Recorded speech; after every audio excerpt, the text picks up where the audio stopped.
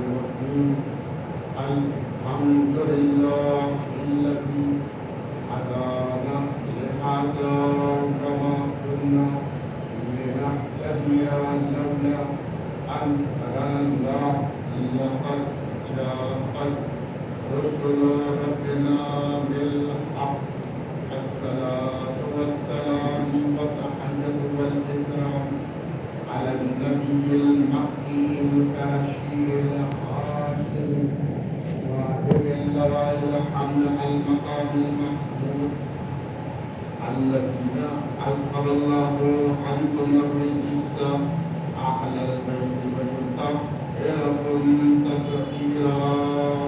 اللهم صل على محمد وآل محمد. رحمة الله على أعدائه وغاسل ذنوبهم ومنكر فضائله إلى قيام يوم الدين. أما بعد فقد قال الله سبحانه الكريم وهو أصدق القائلين والغر المؤجرين علي بن أبي طالب. اللهم صل على محمد وآل محمد. مولانا ومولى الثقلين وإمام القبلتين جد الحسن والحسين أبي القاسم محمد. اللهم صل على محمد وآل محمد. بسم الله الرحمن الرحيم. قل هو الله أحد الله الصمد لم يلد ولم يولد ولم يكن له كفوا أحد. درود محمد وعلى اللهم صل على محمد وآل محمد. اس اشرف مجلس میں خصوصاً یہ اہتمام کیا گیا ہے کہ قرآن مجید کی وہ چھوٹی چھوٹی سورہ چاہے سورہ الحمد ہے اللہ ہے وہ جو اس کے اندر راز ہے اور اس کو سمجھنے کی سماعت اس کو سمجھنے کی قوت اور جو اس کا حق ہے وہ حاصل ہو سکے. کیوں؟ اس لیے کہ بارہا ہم نے دیکھا کہ جب نماز ہوتی ہے تو پیش امام سورہ کی تلاوت کرتے ہیں اور ہمیں اس کے اوپر غور و فکر کرنا ہوتا ہے.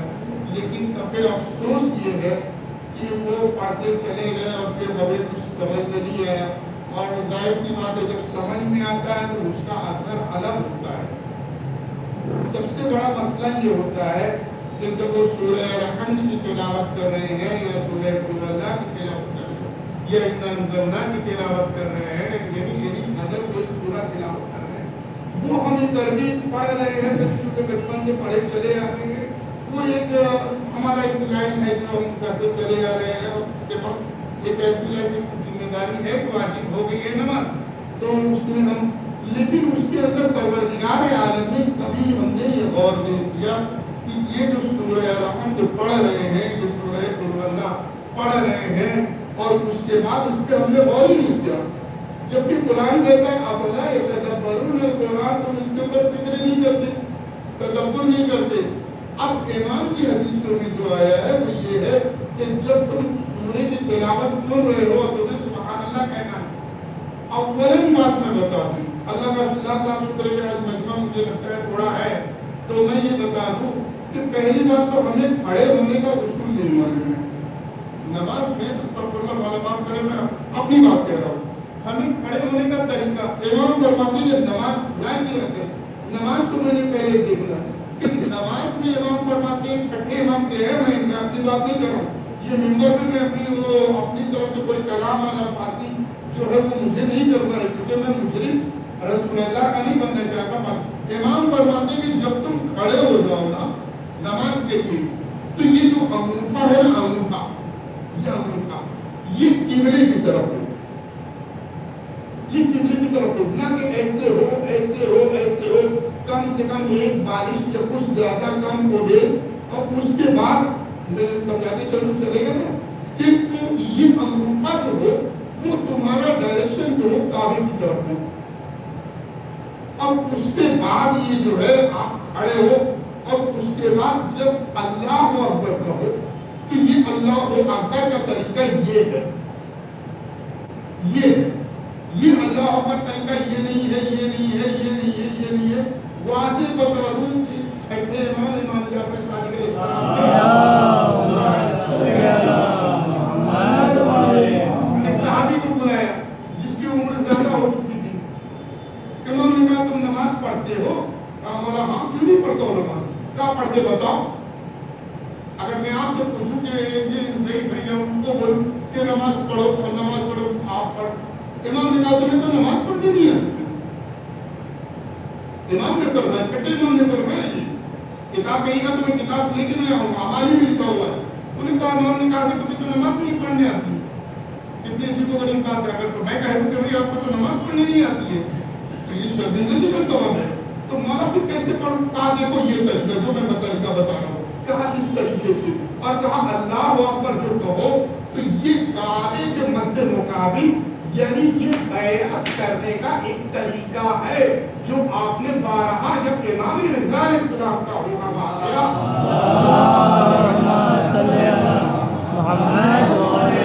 امام رضا علیہ السلام نے بتایا کہ جب بیعت لی جاتی ہے یا دی جاتی ہے تو بیعت کا طریقہ کیسے ہوتا ہے.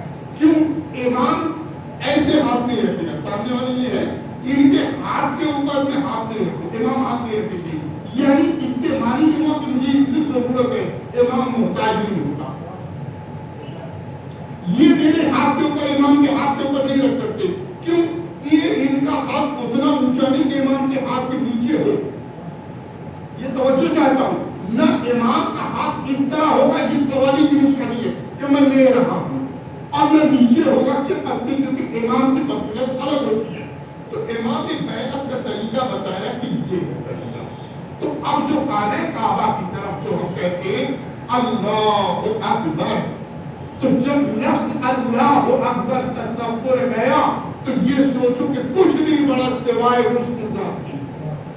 پھر اس کے بعد امام نے فرمایا کہ اب نماز کی ابتدا ہوگی کہ تم کچھ بھی نہیں ہو، کچھ بھی نہیں ہو.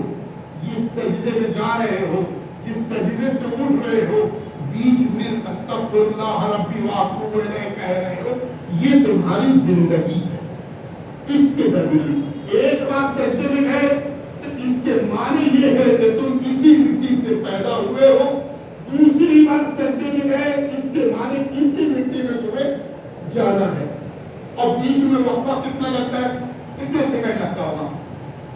کتنا سیکنڈ لگتا ہوگا؟ اللہ اکبر کہتے ہوئے استغفر اللہ ربی واتوب الیہ، اللہ اکبر جتنا منٹ لگتا ہے یہ تمہاری زندگی ہے. پھر تکبر کس چیز کا؟ پھر گھمنڈ کس چیز کا؟ زندگی پانی کا بلبلا ہے، یہی کہا تھا مولا نے. اب ان دونوں کے دو سجدوں کے درمیان جو وقفہ بچتا ہے یہ ہے تمہاری زندگی. اب اس میں چاہے تم نیکی کر لو، چاہے بدی کر لو، جو چاہے کر لو. امام فرماتے اب اسی لیے بھی کہہ رہا ہوں کہ جو نماز ہے یہ سکون ہے. نماز سکون، عبادت بھی سکون ہے. ان قبلت ما سوا و ان ردت ما سوا، یعنی تمام عبادتیں کا دار و مدار کل ماحصل اس نماز میں ہے. نماز قبول، سارے اعمال قبول. اور سب سے زیادہ جو ہماری عبادتیں لاپرواہی میں ہوتی ہے وہ نماز ہے. کیا پڑھے معلوم نہیں، کیوں پڑھے معلوم نہیں. امام نے کہا اسی لیے اس کے مفاہیم، اس کے معنی پہ غور کرو جو میں نے کل بتایا تھا سورہ فاتحہ میں. اب آئیے سورہ اللہ پہ چلتے ہیں، کیونکہ مولا کا ارشاد ہے کہ اگر صبح سے لے کے 5 وقت کی نماز ہے، اگر 5 وقت میں اگر کوئی سورہ توحید نہیں پڑھتا، سورہ اخلاص نہیں پڑھتا، اگر کوئی نماز پڑھتا نہیں، نماز پڑھتا ہے اس میں یہ نہیں پڑھتے تو امام فرماتے کہ تم اسلام نہیں ہے، یعنی نماز پڑھ رہا ہے. امام فرماتے کہ تمہیں حق کے اب بجا ہی نہیں رہا ہے. امام اس کی طرف کی بڑی تعجب ہے، تم نے توحید نہیں پڑھا. توحید کی فضیلت کیا ہے؟ اسے سورہ توحید بھی کہتے، اخلاص بھی کہتے، پھر اللہ بھی کہتے. زیادہ تر مشہور کیا ہے؟ 4 کل ہے. 4 کل ہے، 5 کل میں بتا دوں تو 4 کل مشہور ہے لیکن ہے 5 کل. سورہ جن ہے قل اوحی انہ استوى نفر من الجن سورہ جن 5واں، یعنی 4 کل نہیں ہے 5 کل ہے. اب